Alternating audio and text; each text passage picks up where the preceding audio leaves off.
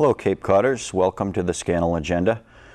Today is July 5th, 2013. I'd first like to say thank you very much to the Cape Cod Community Media Center at www.capemedia.org. And that's down in Shadhole Road in Dennisport, Mass. Very nice facility, so thank you very much. I've been into the issues since I was a boy. I went to town meetings with my dad, and I watched him do his thing. He was a good volunteer for the town of Harwich.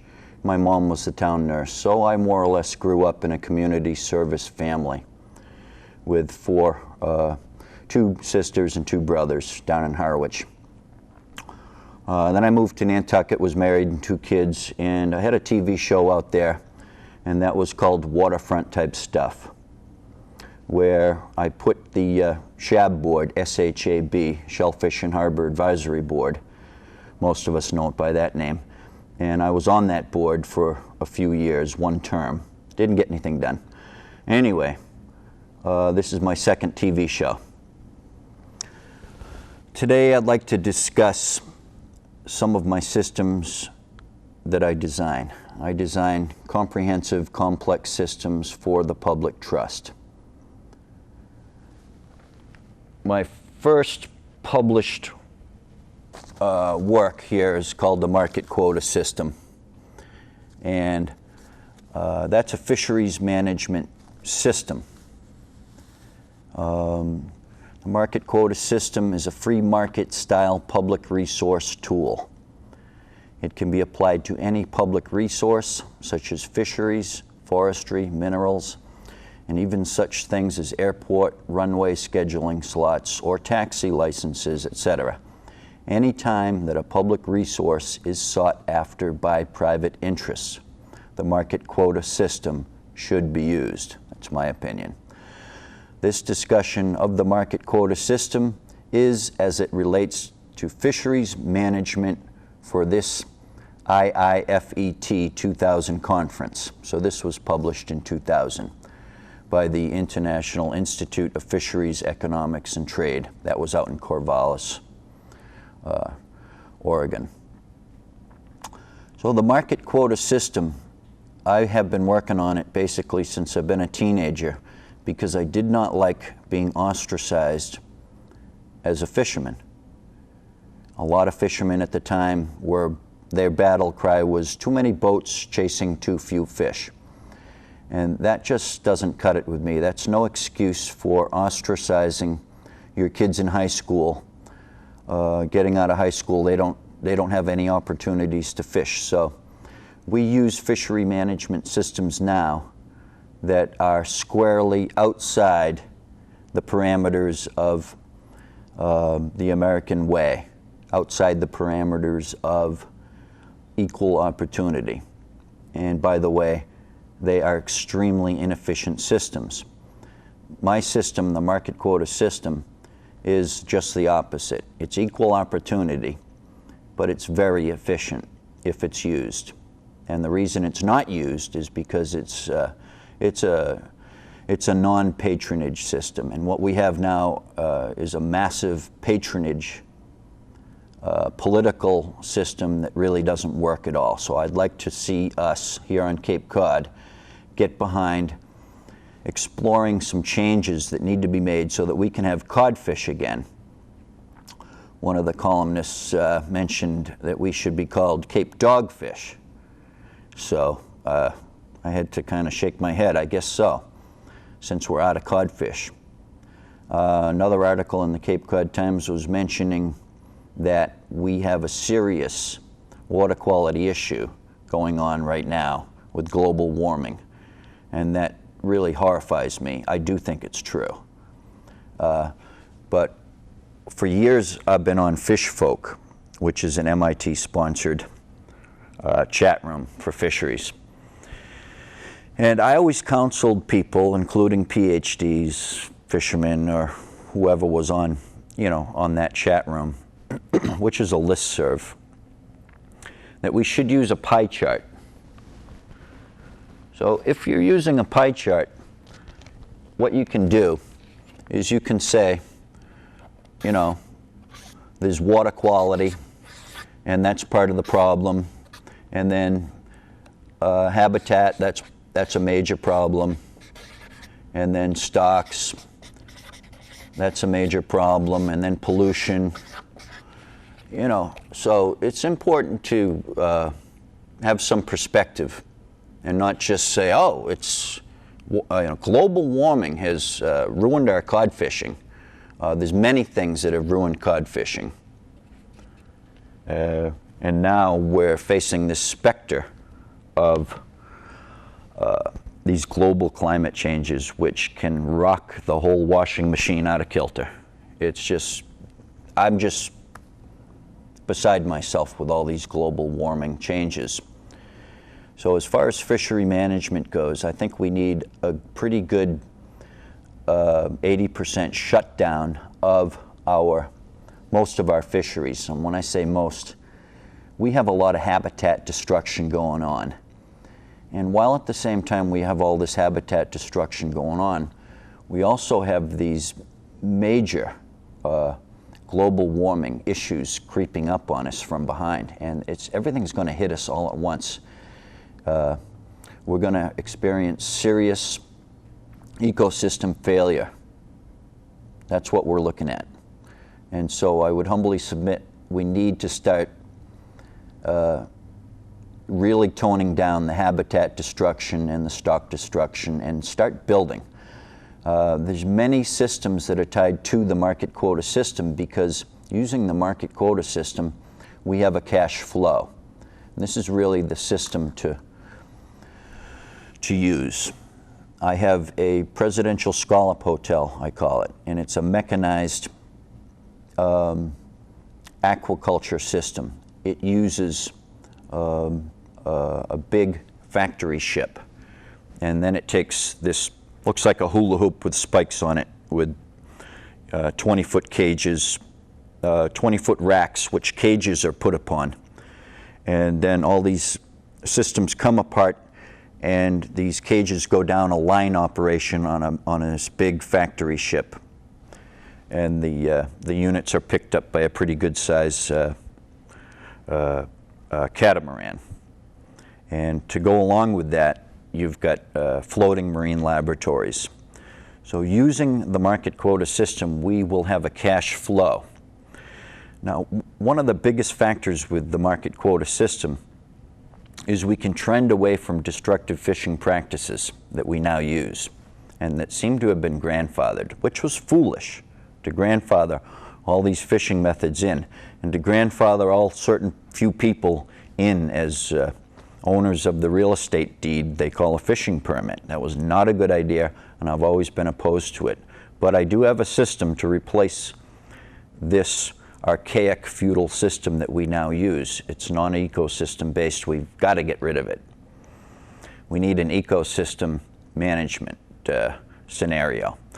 The market quota system is very good internationally, nationally, and locally. I don't believe in state management, and so the states should support local and federal, but having a ribbon of state controls really doesn't work. Using the market quota system, we penalize the bad kinds of fishing. That is, anything that scrapes the bottom, and that's dredging and trawling. That is nets and drags. But there's a caveat. Sometimes to drag through an old quahog bed that's going sour with a dredge, a sea clam dredge, that can be very good. That can really reinvigorate the bottom. And years ago, the old timers would drag the ponds, the salt ponds, and that reinvigorated the bottom. So none of this, I'm not giving rules that we can't drag or anything like that, because a certain amount of dragging is good, but it's been so pervasive that basically our kelp is gone. And I remember once we ruined a huge patch of eelgrass that was trying to get going on Nantucket. I'm a bay scalloper. And so for years I was a bay scalloper on Nantucket. And I used experimental dredges. Now that would be an example of how the market quota system would work. If you can use a regulated dredge that's much better for the bottom and for the seed, then as a fishery manager, you say, okay, when people buy their fishing rights by the pound, which is what the market quota system is, it's pay to play by the pound, and then you give incentive to the green fishing and you give penalties to the bad fishing. So it's good and bad fishing, not that people are good and bad that fish in certain ways, but it's about management. It's about production. So we really, really need to know that the habitat is the king. It's number one. If we have a strong habitat, and that goes for inshore and upstream and everything else too. The market quota system can have quite a reach. It can tax pollution inshore. It can basically do everything we need it to do, but it's not a fisheries management plan species by species. It's something these plans plug into. So don't get that mixed up. It's a fishery management system, and that's what we need. We need a good system internationally, nationally, and locally. So picture a cove in your town that could be managed for quahogs, for instance, or oysters, a small area. Your fishermen, whether they're recreational or commercial, this system can be blind to that. Your fishermen pay a tax per pound or per bushel, per quantity, and then that is the quantity of, let's say, quahogs. It could be striped bass or lobster or what have you. But the quahogs would be graded, let's say, by size, and then you'd figure out the market quota system fisheries management tax from there. And you'd plug in, you know, things like how do you catch your quahogs, and plug in a few other things. You can plug anything in, whether it's social, environmental, economic, Native American rights, that kind of thing. So I've talked about this for years. I talked about it on my show on Nantucket, but it didn't go anywhere. It was just too much, I suppose, too much, you know, too many ideas. I have a recycle system as well. I'll go to some other systems and just touch on those. The recycle system would tax at the point of manufacture materials, and at the other end it would subsidize the price of those materials, the collection price.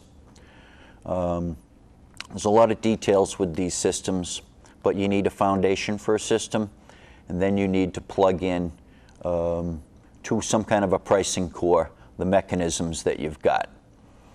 I have a food and soil system. Again, you've got a basic foundational philosophy that would say, okay, we need healthy soil, we need healthy food, our health is really going downhill in this country, we've got to do something about it. And so you incentivize good soil, good food, and then you penalize things like herbicides and bad farming practices. That means bad for the health of our society. It's also, I think, bad for the bottom line. I don't believe in our agricultural systems and how they're going today. I was in the parade yesterday in Hyannis, and we had a contingent in there, which I'm all for, which is the anti-GMO contingent, genetically modified organisms. I'm all for that. Systems really have to work. We have a bus system here on the Cape. I remember I drove taxi, I drove the bus on Nantucket, and I designed a system. I think I've got a transportation reports that's about 26 pages. And that includes dovetailing taxis with the buses in a systemized way. And the value there is that if you dovetail your buses with your taxis, then you can get a subsidized ride to and from the bus. There's a lot of detail involved. But if you're not on the bus line here on Cape Cod or Nantucket, then you can't really take full advantage of public transportation. So I'm for good discussions. You'll notice a couple empty chairs here. I don't like that. And so we'll have to get some people out here that can discuss details of system construction, which is what I do. I design comprehensive systems. These are complex systems, and they're for the public trust. In other words, I'm not working for a company, and I'm not working for any political party, although I am a Republican. I'm pretty much independent. I have probably 3 or 4 feet of detailed drawings for the stuff I do, the work I do. Most of it gets outdated pretty quick because, you know, as you design and redesign, you perfect, so to speak, and that's a quote, perfect. You perfect these systems and you work the bugs out as best you can. I'll go to the tripe system now. So the fisheries management system, I guarantee you this is the best system you'll ever implement. If you have the courage to override fishermen is what you got to do. I'm a fisherman, but most fishermen believe strongly that fishermen should be the central focus for fisheries management. I disagree. I believe in a hierarchy of assets first, and that is your primary assets are your habitat assets, your stock assets, and there is some overlap there, of course, and then your human infrastructure, which includes your fishermen, your marine labs, your aquaculture factory ships that do public aquaculture, as I explained with the Presidential Scallop Hotel. I've got models of that stuff, so I'd like to bring those in with guests who have critiqued them and who can critique a system. So I'm looking for guests who can critique systems, hopefully from a public trust perspective and not from, well, I'm a fisherman, you know, this is what I want. It's not really where I'm coming from. I'm a fisherman, but my focus is public trust. And it always has been, ever since I've been a teenager watching my dad in town meetings. Here's the independent systems thinker. It's called the Tripe System Report, and that is on www.environmentalfisherman.com. And that's all it's got right now is these 2 systems. I'd like to put some more systems up there. If I weren't so lazy, I'm afraid to say, I'd have a lot more of this stuff published. So the independent thinker here is discussing the track pipe system. It's a transit development energy delivery. It's a lot of things. But what it is, if you designed it like I did, if you happened to be a designer and you designed offshore wind and wave systems, which I've done a lot of, I call that the Georges Bank Mega Mill system. So for a number of years I was really working hard, and I have stacks of paperwork to detailed drawings. Most of it's not pertinent because, as I say, it keeps getting better, keeps getting improved. But I figured out that I could not ship electricity from offshore to inshore. It just wasn't going to work. These centralized systems that we have now are based on fossil fuels. So what I've come up with is something I call a track pipe, and that is, it's a big pipe about 5 or 6 feet in diameter. Of course, this would all have to be worked out. Now these little dots here represent small conduits, so it's a multi-conduit system, and in the middle you've got compressed air or water, so it's a water system. I'm advocating a nationalized water system with this system, and a nationalized communication system, because in the conduits we can carry broadband, we can carry natural gas, we can carry our bioproducts of, well, several bioproducts we have, fecal matter, urine, and various gray water mixed with urine. There are several categories that work and have worked for many years.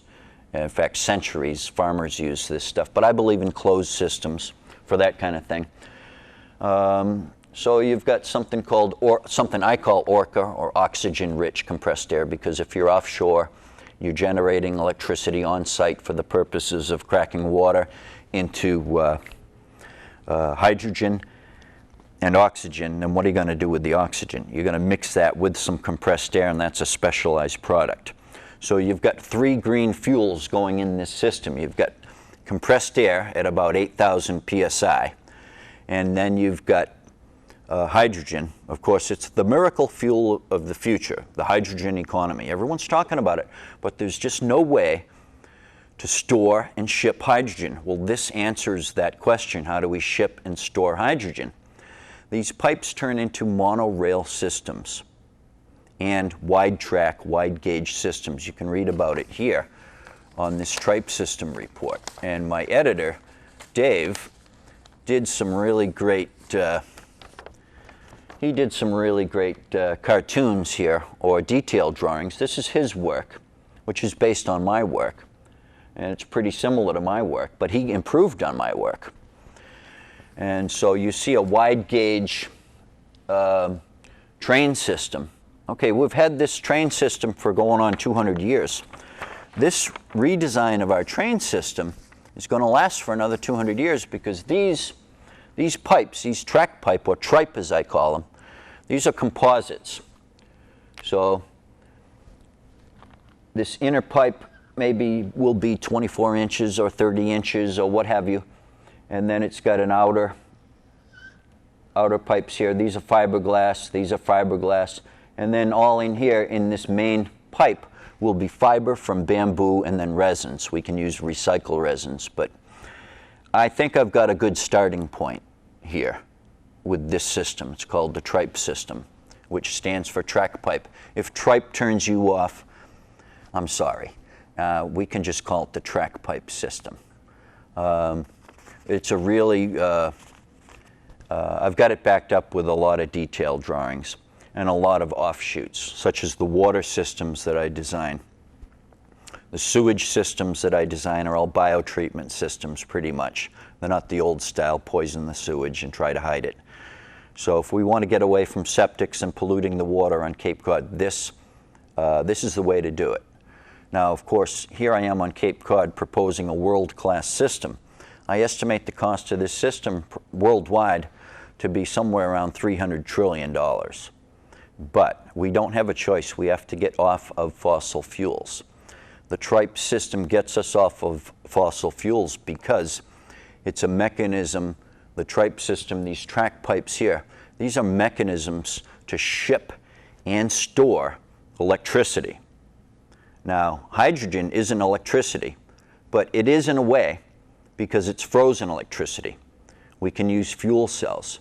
So we'll be shipping hydrogen, and in a way we'll be shipping electricity, just like we do on our transmission lines. So that is really, these systems, I think they're pretty good, but let's critique them, and we can roast me while we're doing it, because I am kind of a character. I've been told I'm a character. I get into a little trouble here and there because I get into politics. I was in it at a young age. Years ago, I get into the salt pond issue on Nantucket because I was the secretary of the Fishermen's Association at the time, and there really was nobody picking up the ball. So I picked up the ball on that issue. So to speak, I wasn't really an acceptable person to be doing that, but I did it anyway, and since there was no one else, I guess people said, oh well. I was just a boat builder and a bay scalloper and a weed puller and a taxi driver, truck driver. I'm just a laborer basically. I've been to some college. Got some credits at Cape Cod Community. I think 70-something credits, 3.25 average for environmental science. But anyway, I got into this issue on Nantucket, and it turned out to be, as Wayne Holmes, pretty popular selectman and moderator for many years, he said it was a boondoggle. And that was a quote from Yankee Magazine, April 1992, if you're interested in that old stuff, which I am very interested in that still, because I'm still fighting for what's called the Nantucket Native Rights. And the state is very perturbed with me because I won't give up. And they really, by the way they acted, I think the state got themselves in hot water with giving me psych diagnosis that I shouldn't have. So I have a beef with the state. They don't like me very much, and we have never gotten along because of this pond issue, I believe. But it may even go further back, because 1975, I committed a vehicular homicide in Harwich, my hometown. And so that's not very welcoming to have someone like that, getting into politics. I understand that. So it's been pretty rough. because, you know, I dishonored myself so. So you can't be really accepted. But I design things, so I have to speak to the people somehow, even if I'm not, you know, given the red carpet treatment in politics, which is an understatement. So I'm a member of Bay Bridge Clubhouse. This show was going to be a show called Getting to Know Clubhouse, Clubhouse the World. It was meant to be for us Clubhouse members, and you can Google up the ICCD and Google up Clubhouse and Bay Bridge. We're on Facebook. And getting to know Clubhouse. It's really important for me to perfect this because I'm into social services systems redesign right now. And that's really big with me. I don't want to have spent all these years in this mental health system as a fully diagnosed mental patient for nothing. I'm just a fisherman. To me, I'm just a fisherman. I don't think I have problems.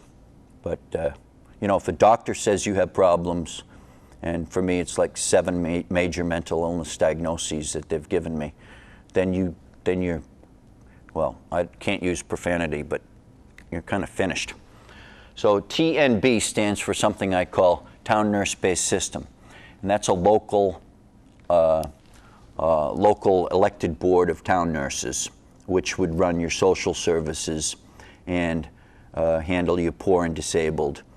And that can be discussed for hours here because we really need to get on the stick with our social services.